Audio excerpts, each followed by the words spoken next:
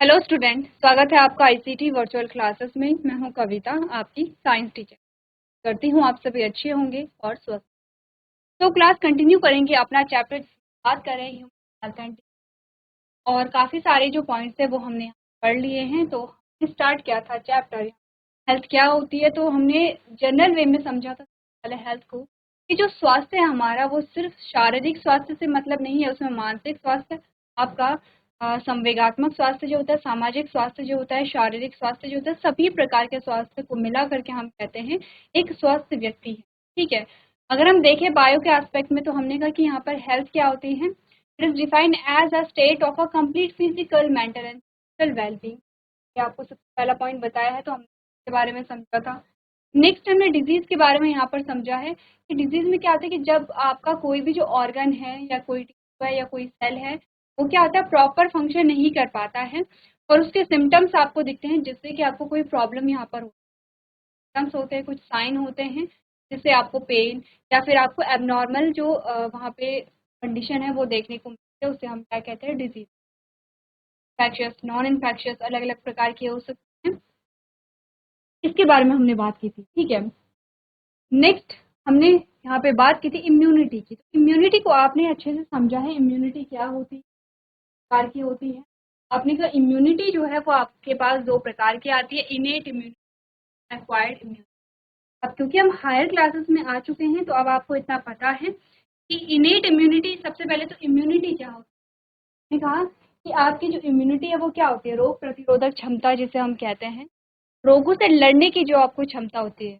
कि जैसे कभी भी आपने कहा मेडिसिन लेते हैं, एक्चुअली में होता क्या है, आपका शरीर खुद ही खुद को क्या करता है, सही करता है। मेडिसिन क्या करती है, उसमें हेल्प करती है। ठीक है। तो हमने कहा कि हमारी जो इम्यूनिटी होती है, हमारी रोग प्रतिरोधक क्षमता जो होती है, वो निर्भर करती है हमारे खान पान पे, कि हम खाना किस प्रकार का खाते हैं, खाना किस प्रकार से खाते हैं। और आपने कहा आप अपने लाइफ में एक्सरसाइज जो है वो कितनी करते हैं, आपकी बॉडी कितनी एक्टिव। तो कुछ चीज़ें होती हैं जिसमें हमारा जो इम्यून सिस्टम है, हमारी इम्यूनिटी है, वो क्या करती है, डिपेंड। जेनेटिक चीज़ें भी होती हैं जो आपकी इम्यूनिटी को प्रभावित करती हैं। तो देखिए, आपका जो इम्यून सिस्टम होता है, आपका जो प्रतिरक्षा तंत्र होता है, सभी मनुष्यों में एक जैसा होता है। ठीक है। लेकिन इम्यूनिटी एक जैसी नहीं। देखा होगा आपने, का इम्यून सिस्टम जो है, जो इम्यून सिस्टम में डिफरेंट डिफरेंट सेल्स जो होती हैं वो सब में सेम होती हैं। ठीक है। लेकिन इम्यूनिटी अलग अलग होती है। हम देखते हैं कोई व्यक्ति बहुत जल्दी बीमार पड़ते हैं, कोई बहुत जल्दी बीमार नहीं पड़ते हैं।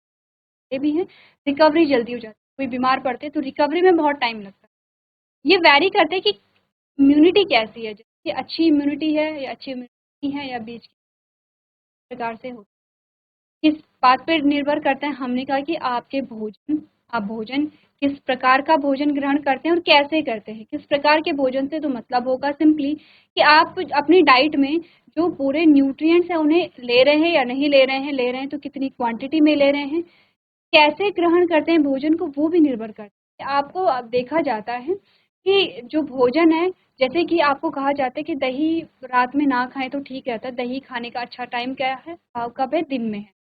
जूस पीने का जो टाइम है वो सुबह है या आप दिन में ले सकते हैं, रात को ना लें तो ज़्यादा अच्छा होगा। ठीक है। तो इस प्रकार से आपको क्या बोला जाता है कि भोजन को आप किस प्रकार से लेते हैं, इस पे निर्भर करता है। नेक्स्ट हमने कहा कि जेनेटिक्स भी यहाँ पे क्या होता है, आपके जो जेनेटिक फीचर्स जो होते हैं उनमें भी वो भी काफ़ी हद तक क्या करते हैं, यहाँ पे डिसाइड करते हैं कैसे होती है। अब इम्यूनिटी दो प्रकार की होती है, इनेट है और एक्वायर्ड है। लॉजिकल बैरियर होते हैं, लाइसोजाइम है, जैसे कि जो कहा होता है टीयर्स और सलाइवा में। सेलुलर बैरियर आते हैं जैसे कि मैक्रोफेज है या न्यूट्रोफिल्स आपके आते हैं, और साइटोकाइन। ठीक है, ये आपके क्या आते हैं यहाँ पे, इनेट इम्यूनिटी आती है। एक्वायर्ड में क्या क्या आते हैं आपने कहा, एक्वायर्ड इम्यूनिटी के बाद जैसे एंटीबॉडीज जो बनती है, जैसे मेमोरी सेल जो बनती है, वो आपकी एक्वायर्ड इम्यूनिटी में आएंगी। ठीक है। तो यहाँ पर आप जान रहे हैं कि इनेट का मतलब है कि फ्रॉम बर्थ जो आपको मिला है, जैसे कि स्किन आपकी जब भी उनको देख, स्किन उसमें ऑलरेडी प्रेजेंट होती है, हाइड्रोक्लोरिक एसिड, लाइसोजाइम, मैक्रोफेज की प्रेजेंट। तो आपने कहा मैक्रोफेज, न्यूट्रोफिल कहाँ होंगे, डब्ल्यूबीसी में होंगे। डब्ल्यूबीसी क्या है, आपके ब्लड सेल्स है। कहाँ पाए जाते हैं, ब्लड क्या होता है, फ्रॉम बर्थ होता है। ये बातें तो हमें पता है। ठीक है। तो नेक्स्ट हमने बात की थी यहाँ पर इम्यूनिटी से रिलेटेड, जो हमने बात की थी आगे, आपने कहा यहाँ पर आपकी जो इम्यूनिटी आती है अडेप्टिव इम्यूनिटी है इनेट इम्यूनिटी। अडेप्टिव में नेचुरल एंड आर्टिफिशियल आता है, जिसमें पैसिव और एक्टिव आता है। ये इस प्रकार की इम्यूनिटी हमने देखी थी। अब इनेट इम्यूनिटी की बात करें तो जिसमें WBC आपने पढ़ा, दो टाइप का होता है, ग्रैन्युलोसाइट एंड ए ग्रैन्युलोसाइट। ग्रैन्युलोसाइट जो होता है उसमें आपने कहा था जैसे कि इयोसिनोफिल है, बेसोफिल है और न्यूट्रोफिल, ठीक है। एक ग्रैन्युलोसाइट में आपने कहा मोनोसाइट होते हैं और लिम्फोसाइट। ये फंक्शन कैसे करते हैं इसके बारे में भी हमने बात की थी कि फंक्शन कैसे करेंगे, कुछ इस प्रकार से हमने स्ट्रक्चर के माध्यम से समझा था इनकी फंक्शनिंग को, ठीक है। आगे बढ़ते हैं, यहाँ पर एक्वायर्ड इम्यूनिटी की बात करते हैं। आपने कहा एक्वायर्ड इम्यूनिटी कैसे होती है, ह्यूमोरल इम्यूनिटी होती है एंड सेल मीडिएटेड इम्यूनिटी होती है, IBM कहते हैं। ह्यूमरल इम्यूनिटी बी लिम्फोसाइट होता है एंड सेल मीडिएटेड में हमने कहा टी लिम्फोसाइट होता है। टी लिम्फोसाइट 3 यहाँ पे सेल बनाते हैं, जैसे साइटोटॉक्सिक टी सेल होता है, मेमोरी टी सेल है और हेल्पर टी सेल है। बी लिम्फोसाइट में हमने कहा प्लाज्मा सेल होती है और मेमोरी सेल होती है। प्लाज्मा सेल ही क्या बनाती है, एंटीबॉडीज। ये सारी चीजें इंपॉर्टेंट हैं अभी के लिए भी और आगे के लिए भी आपके लिए, पर ध्यान से देखिए।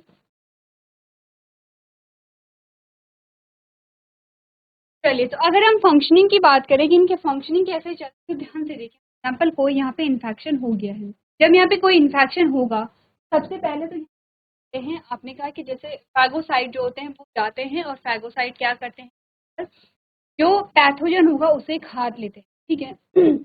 सबसे पहले हमने कहा ये है यहाँ पर जो पैथोजन आए हैं, पैथोजन क्या करेंगे, सबसे पहले जो फैगोसाइट्स होते हैं, फैगोसाइट पैथोजन को खा लेते हैं। इनके इन्फेक्शन बढ़ गया है, ठीक है, इन्फेक्शन ज़्यादा बढ़ गया है और पैथोजन ज़्यादा डेवलप हो गए हैं। अब यहाँ पर क्या आते हैं, जो फैगोसाइट हैं, फैगोसाइट यहाँ पर आएंगे और ये जो पैथोजन है इन पे वर्क करने लगेंगे। तो यहाँ पर क्या होता है, फैगोसाइट ने इन्हें क्या कर दिया, खा लिया।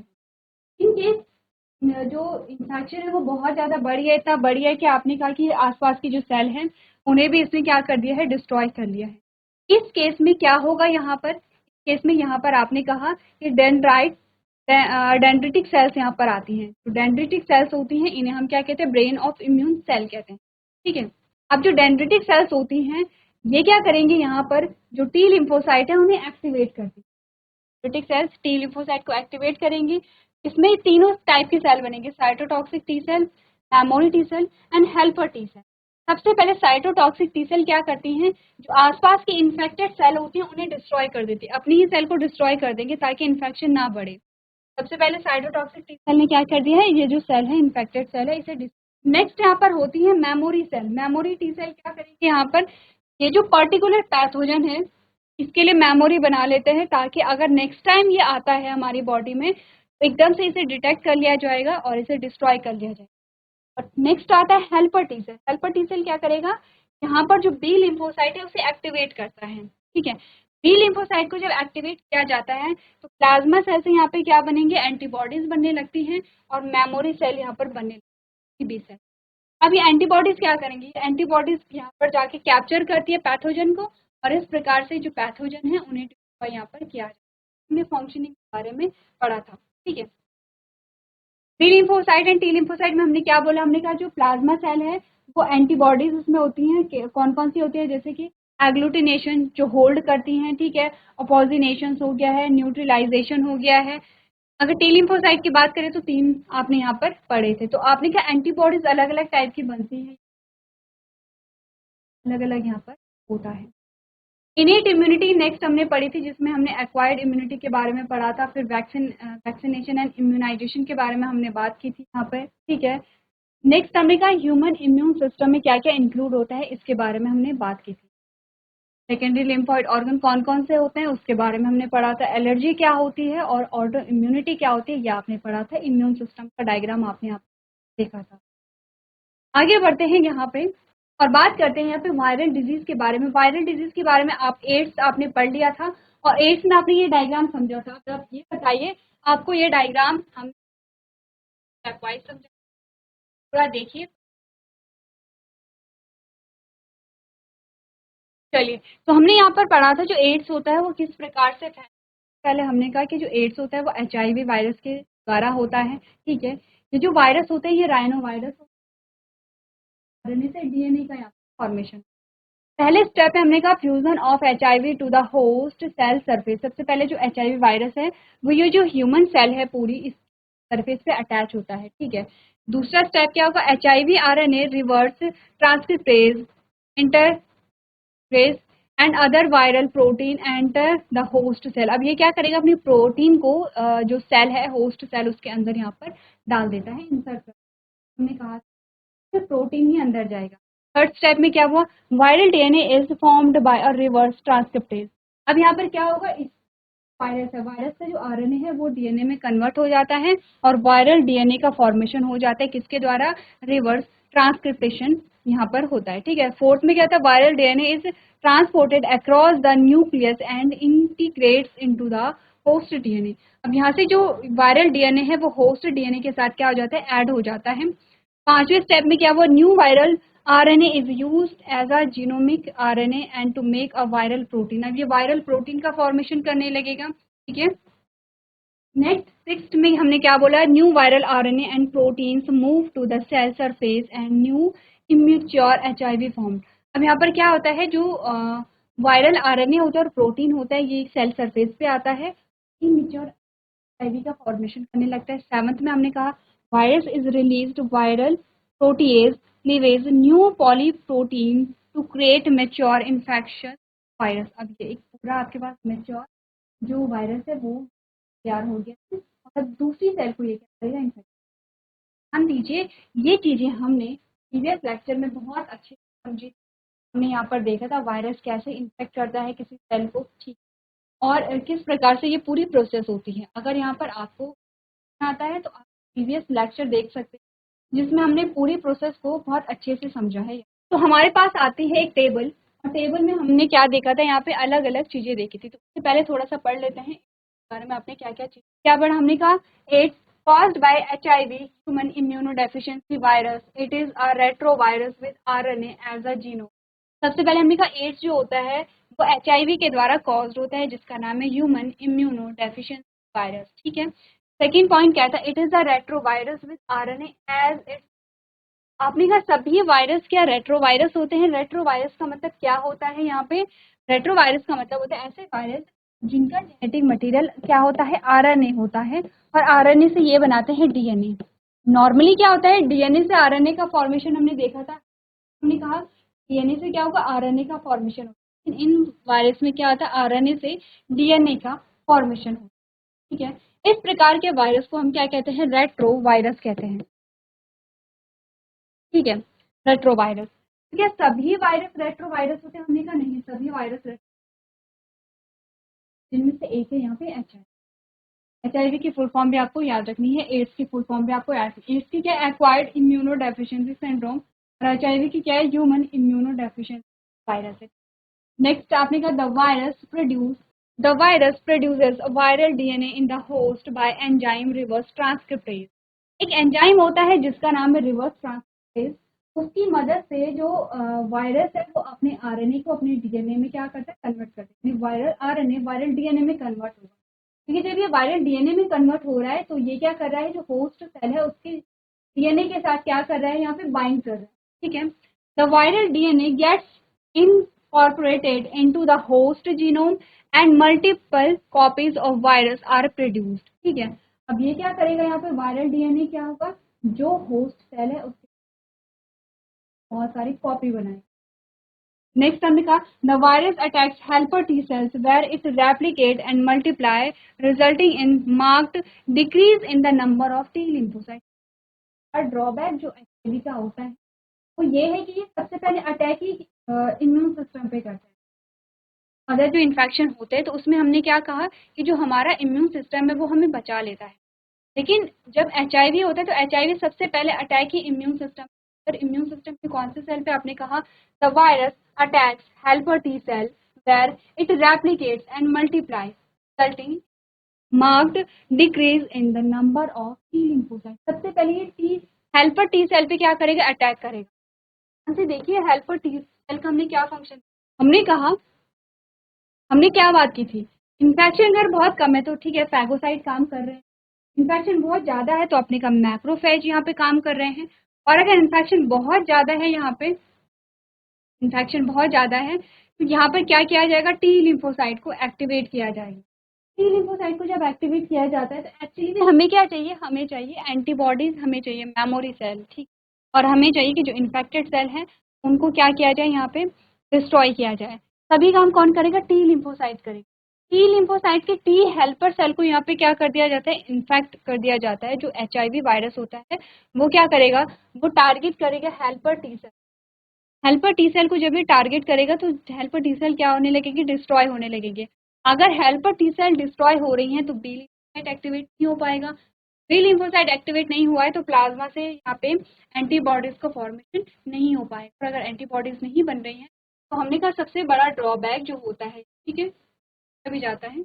नेक्स्ट हमने कहा the infected person become immunodeficient after the virus attack T helper. इसीलिए तो उसका नाम क्या, acquired immunodeficiency syndrome. Immune system में क्या हो रही है, डेफिशिएंसी जब आ रही है, ऐसा है, एक्वायर्ड है, एक्वायर्ड इम्यूनोडेफिशिएंसी। आपने कहा जो जिस पर्सन में क्या होता है, जो HIV अगर उसकी बॉडी में चला जाता है, HIV इन्फेक्ट वो हो जाता है तो डेफिशिएंट वो हो जाता है। AIDS patient become prone to virus infection like mycobacterium, toxoplasma, fungal and other viral. अगर किसी व्यक्ति को एड्स है तो वो उससे बहुत से मल्टीपल इन्फेक्शन उसे होने के चांसेस हैं या होते हैं, क्योंकि उसका इम्यून सिस्टम इतना कमज़ोर हो चुका होता है कि वो बहुत इन्फेक्शन से नहीं लड़ पाता। एक कहा जाता है कि जो एड्स का व्यक्ति होता है वो एड्स की बीमारी से मरने से पहले वो किसी और जो अदर इन्फेक्शन होते हैं उन्हीं से उनकी मृत्यु, ठीक है। नेक्स्ट है एलिसा, जिसका फुल फॉर्म है enzyme linked immunosorbent assay, is a widely used diagnostic test for AIDS. Test किया जाता है वो, ठीक है। और सारे पॉइंट्स को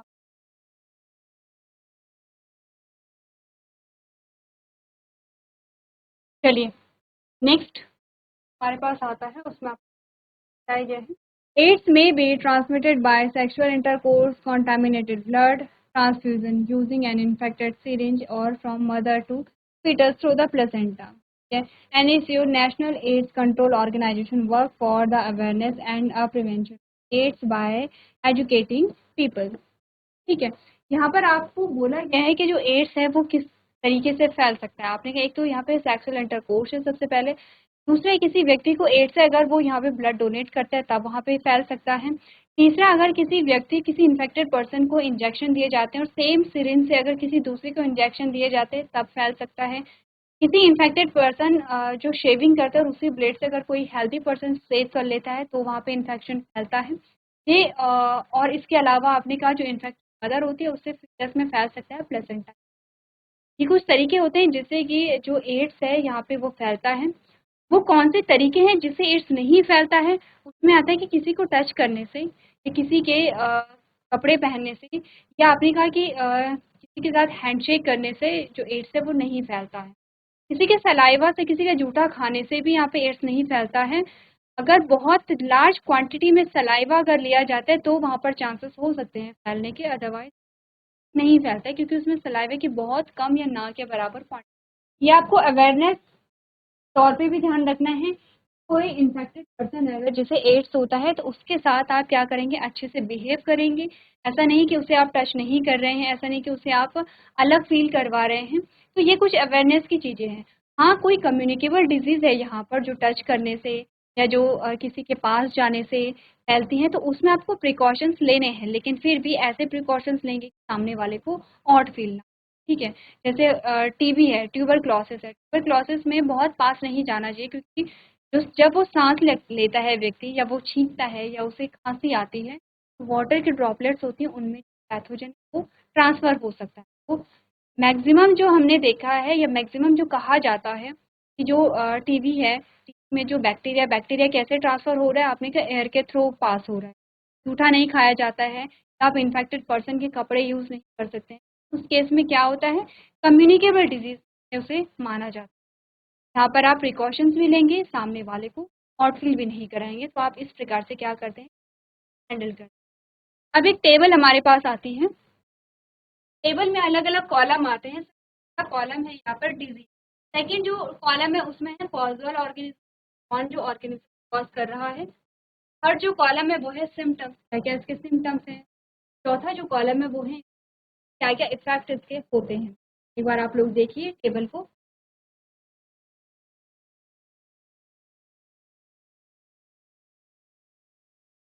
चलिए, तो यहाँ पर आपने कहा आपने देखो ये जो आपकी टेबल आती है टेबल है, ठीक है, ध्यान रखें। सबसे पहले हमने कहा जो डिजीज का नाम है टाइफाइड और विडाल टेस्ट इसका होता है। तो कैजुअल ऑर्गेनिज्म किसके द्वारा होता है, साल्मोनेला टाइफी जो कि क्या है बैक्टीरिया है उसके द्वारा होता है, ठीक है।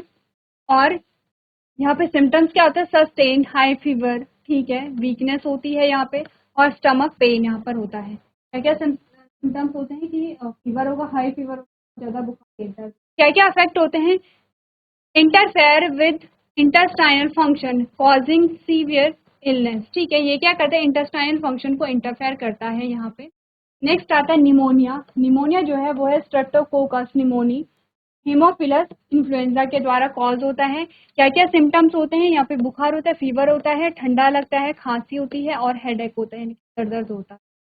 क्या इन्फेक्ट करते हैं, alveoli filled with fluid causing severe respiratory problems. आपने कहा कि यहाँ पे ये क्या करते हैं, एल्विलाई को, एल्विलाई में लिक्विड भर जाता है, एल्विलाई में जब लिक्विड भर जाएगा तो आपने कहा गैस एक्सचेंज करने में प्रॉब्लम होगी, ठीक है, यहाँ पे गैस एक्सचेंज करने में प्रॉब्लम होगी, तो आपने कहा कि वहाँ पे क्या होगा, रेस्पिरेटरी प्रॉब्लम्स जो है वो यहाँ पे क्रिएट होने लगे। थर्ड है कॉमन कोल्ड, तो राइनो वायरस से होता है। यहाँ पे आपने कहा नेजल कंजेशन, सोर थ्रोट होता है, कफ होता है, हेडेक होता है। क्या इन्फेक्ट करता है, infect the nose and respiratory passage को इन्फेक्ट करता है। नेक्स्ट है यहाँ पे मलेरिया। मलेरिया में आपने कहा प्लाज्मोडियम, यहाँ पे ये वायरस होता है जो के द्वारा कॉज होता है।